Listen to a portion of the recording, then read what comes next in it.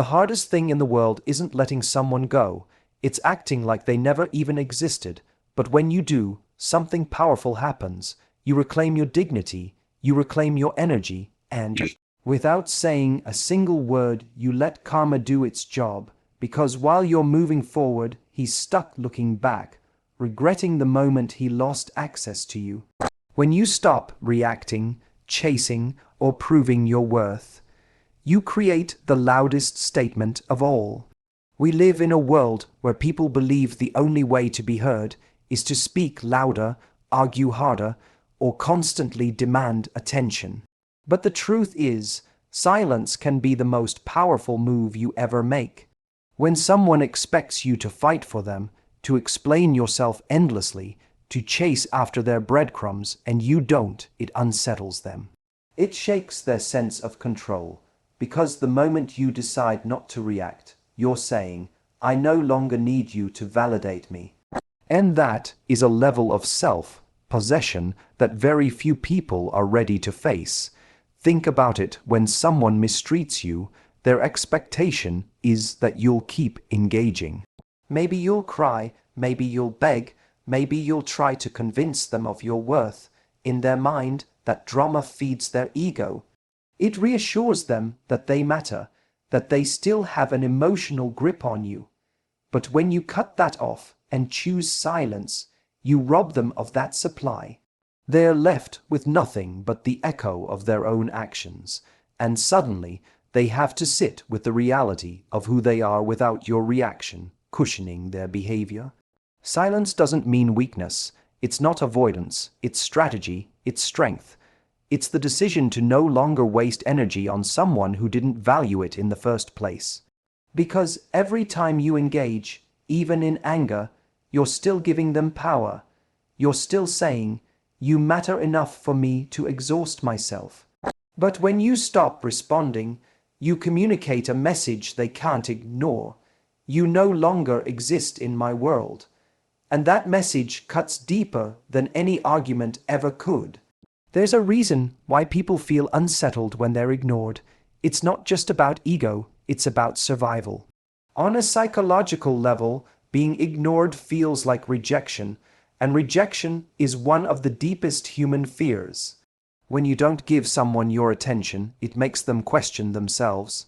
They start to wonder what went wrong, why they no longer affect you, and if they miscalculated their own importance in your life. That's where regret is born. Not because you yelled at them, not because you tried to guilt them, but because your silence forces them to sit with their own emptiness. The beauty of silence is that it shifts the power dynamic without you lifting a finger. You stop running after them, and now, if they want access, they have to come to you. They have to do the work. They have to feel the absence you've created, and whether they admit it or not, they feel it. Because nothing bruises an ego more than realizing the person they once took for granted is now indifferent. Indifference is far more powerful than anger. Anger says you still care. Indifference says you've already moved on. And here's the thing: your silence isn't for them, it's for you. It's about reclaiming your peace, your energy, your focus. It's about proving to yourself that you don't need anyone's approval to feel whole. That kind of self-assurance is magnetic. It draws better people, better opportunities, and better love into your life. And ironically, that's also the moment when the one who lost you begins to feel the sting of karma. Because while you're thriving in your quiet strength, they're left replaying the silence you gave them. They're left wondering why their presence doesn't matter to you anymore. That's when regret begins to eat away at them. And you didn't even have to lift a hand. You simply chose silence over reaction. The moment you remove yourself from his world, no calls, no messages, no energy, he begins to feel the weight of your absence. People often assume that their presence is what makes the difference in someone's life, but in truth, it's often their absence that has the biggest impact. When you're always there, always available, always ready to answer, it creates a kind of safety net. He gets comfortable. He assumes you'll always be around to fill the silence, to soothe his boredom, to remind him of his worth. But when that suddenly disappears, it's like the air being sucked out of the room. He notices, and no matter how much he tries to distract himself, he can't unfeel that sudden void. Human beings are wired to notice loss more deeply than gain. Psychologists call it loss aversion. The pain of losing something feels heavier than the joy of gaining it. So even if he's moved on, even if he thinks he's happy somewhere else, the moment your presence is gone, he feels it more than he expected. Maybe it hits him late at night when he picks up his phone and realizes there's no message from you. Maybe it's when he scrolls through his day and remembers you used to be the one who made it brighter. Maybe it's when something funny happens and his instinct is to share it with you, only to realize he no longer has that access. That's when regret begins to creep in, because the absence you created shines a spotlight on what he lost. When you stop giving someone your energy, you're no longer feeding their sense of importance. They don't have you around to boost their ego, to make them feel wanted, to reassure them they're special. And here's the irony: your absence often makes you more present in their mind. The less available you are, the more their thoughts gravitate toward you. It's like a song stuck in their head, one they didn't appreciate when it was playing all the time, but now that it's gone, they can't stop humming it. That's the power of absence. It creates a mental echo, and that echo forces them to confront the truth they ignored when you were right in front of them. Absence also changes the story in their mind. When you're always present, they tell themselves they can come back any time, that you'll always be waiting. But when you're gone, the story changes to, did I mess this up? Did I lose her for good? That uncertainty eats away at them. They start to second guess their choices. And no matter how strong their ego is, no matter how much they try to convince themselves they're fine, there's always that lingering thought, what if she really doesn't need me anymore?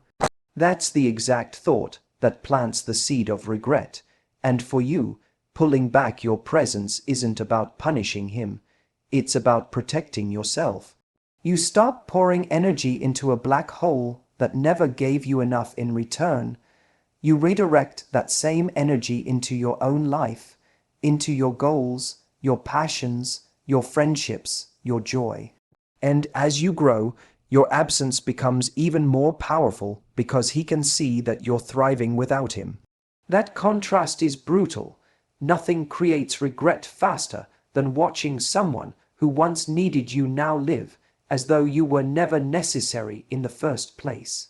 So when you remove yourself completely, you don't just disappear, you create space. Space for him to feel the emptiness, space for him to reflect on his actions, space for karma to do its work.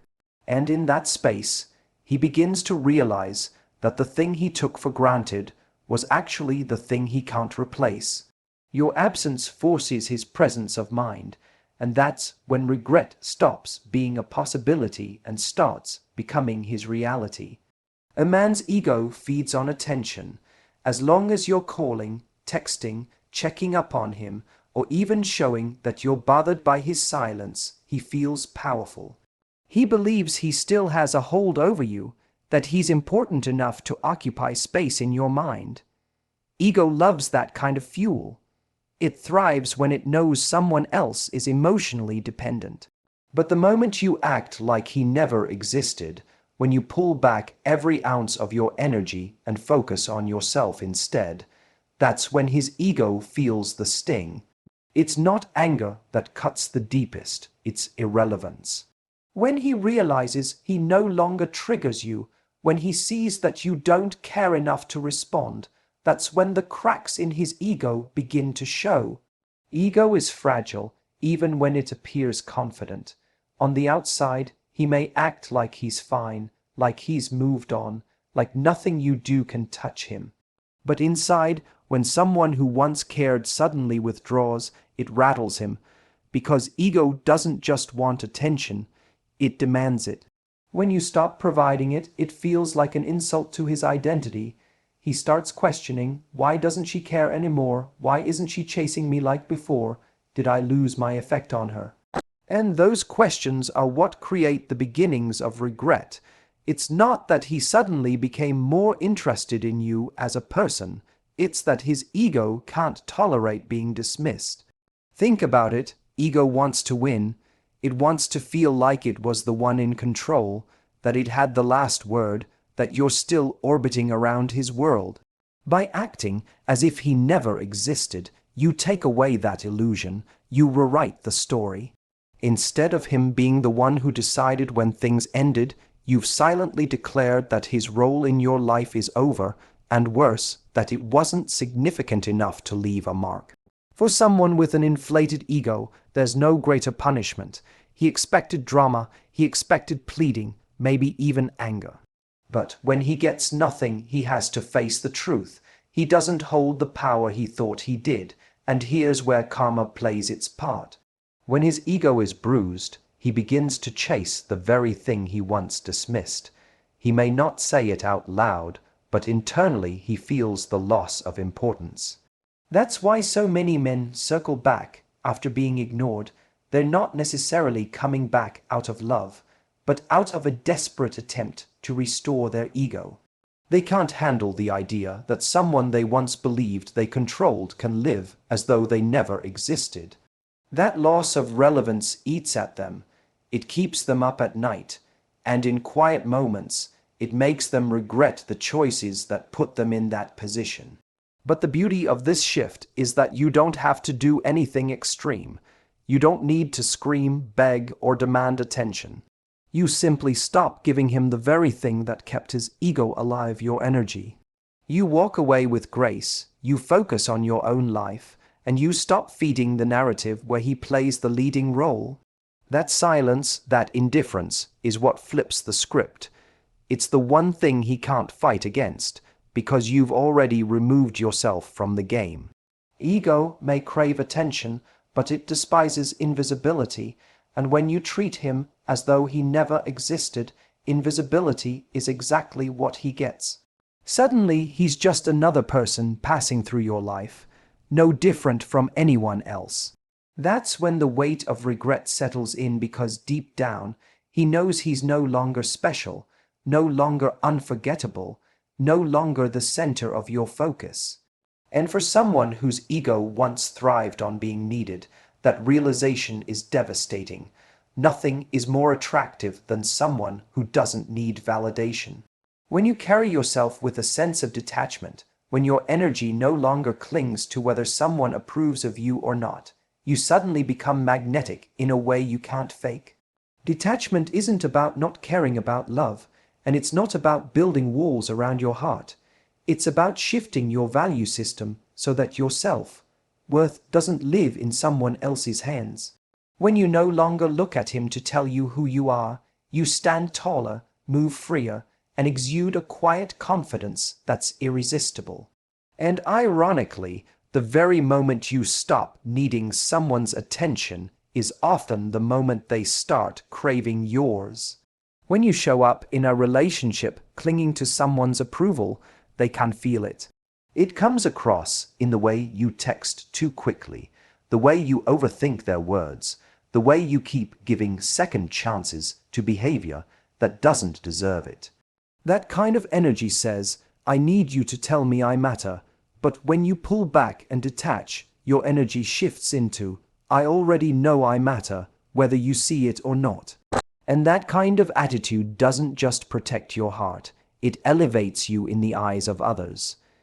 People are drawn to those who are self-sufficient because they sense strength there. They sense freedom. For him, this shift is disarming. If he's used to you chasing, to you needing his validation, your detachment throws him off balance. It unsettles him because suddenly the power dynamic has changed. He's no longer the one being pursued. Instead, he's the one wondering why you're not reacting the way he expected. And in that gap, curiosity begins to grow. Why aren't you chasing? Why aren't you upset? Why aren't you trying to win him back? That curiosity is the first crack in his confidence, and it's the seed of regret. The truth is, when you don't need someone, your presence feels lighter. You're not pressuring them to fill your emotional gaps. You're not making them responsible for your happiness. You're simply there, whole and complete on your own. That kind of energy is intoxicating because it feels rare.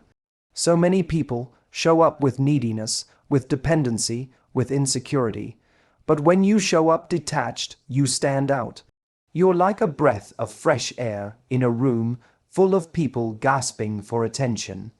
That's what makes you magnetic, not the clothes you wear, not the words you say, but the energy of freedom you bring with you. And here's the paradox. The moment you stop needing his validation is the moment he starts seeking yours. Human nature is wired to desire what it can't easily have. If your world no longer revolves around him, if your happiness is no longer dictated by his actions, then suddenly he's faced with a challenge. His ego wants to know if he still matters to you, if he still has influence over your emotions.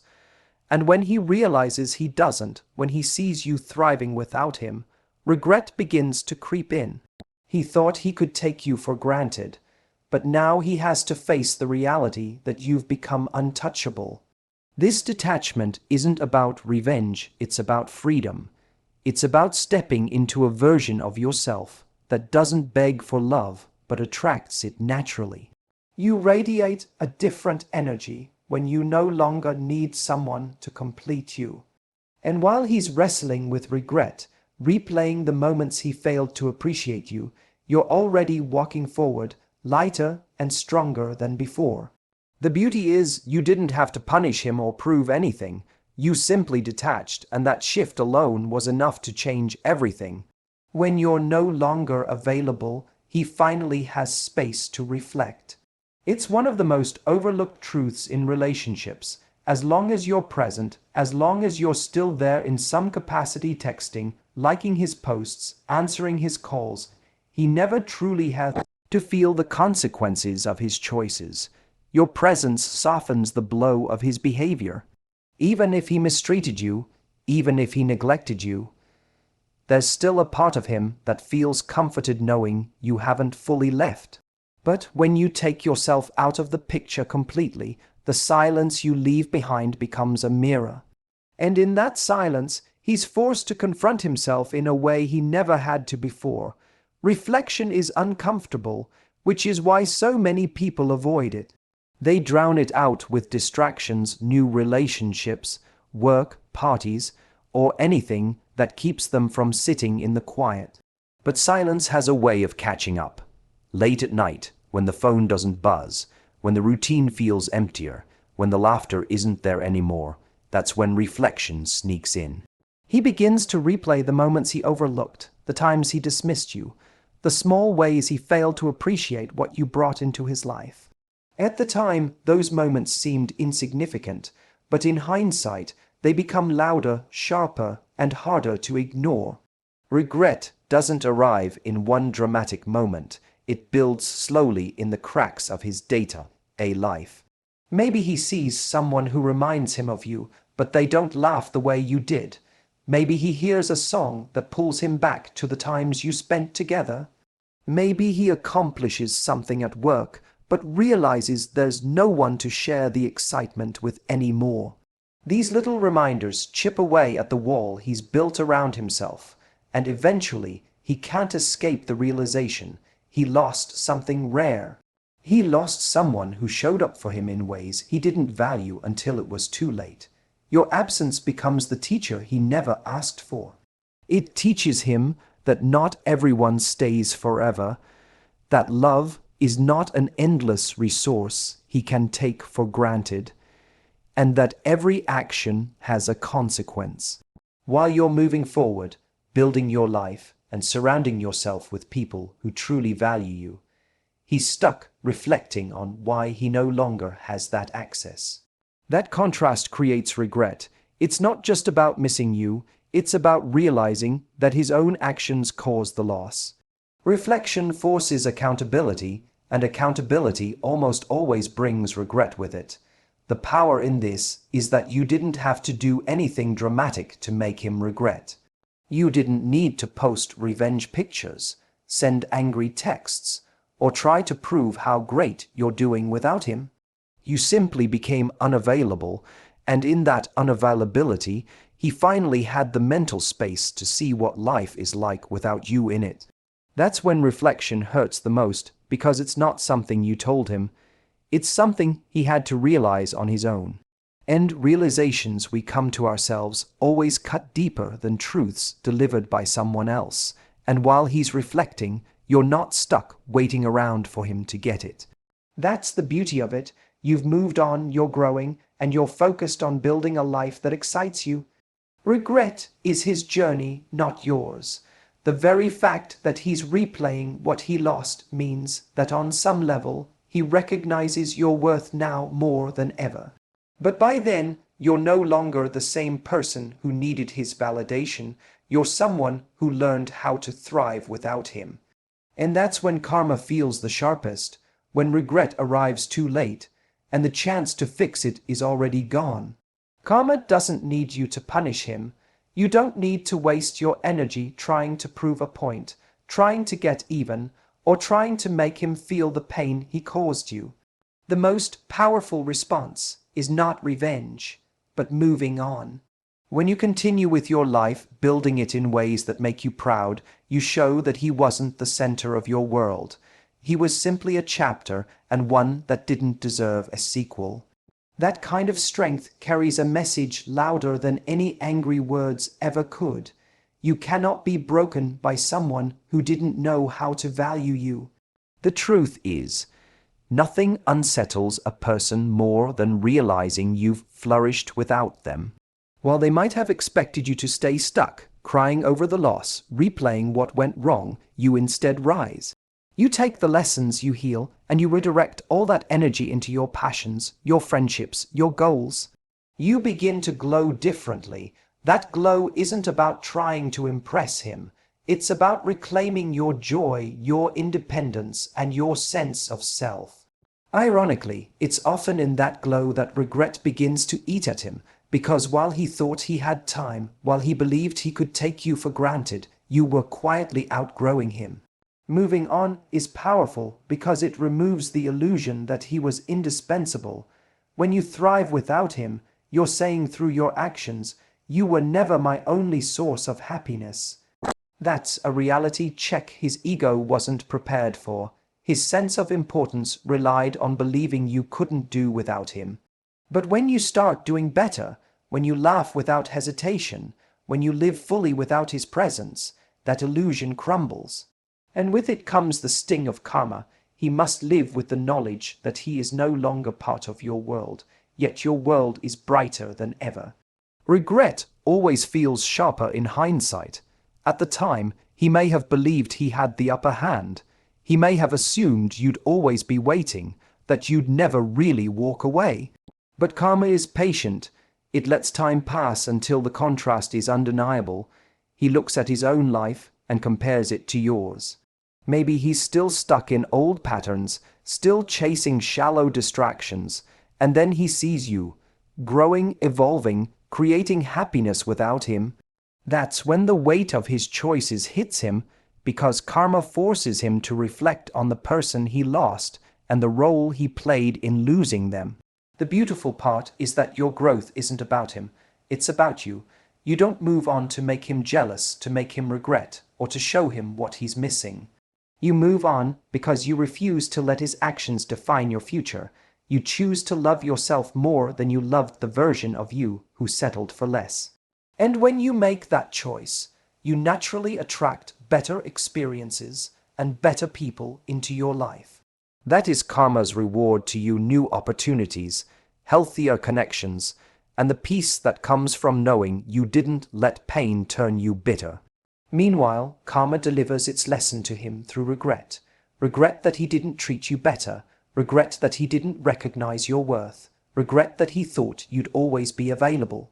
And because regret is a private punishment, it lingers. He may never admit it. He may never say the words out loud, but deep down he knows. And that's the part he has to live with. You don't have to fight for justice. You don't have to demand closure. Karma takes care of that for you, and your only responsibility is to keep walking forward, because the ultimate revenge isn't anger, it's happiness. It's living a life so full that his memory fades into nothing more than a distant shadow. When you act like he never existed, you're not playing a game.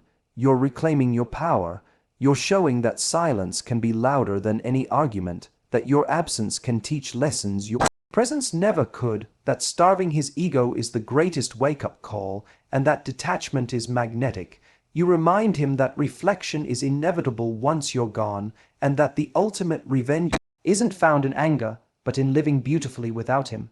Karma doesn't ask you to chase, to punish, or to prove. It simply asks you to move forward, and the moment you do, regret becomes his burden, and freedom becomes yours.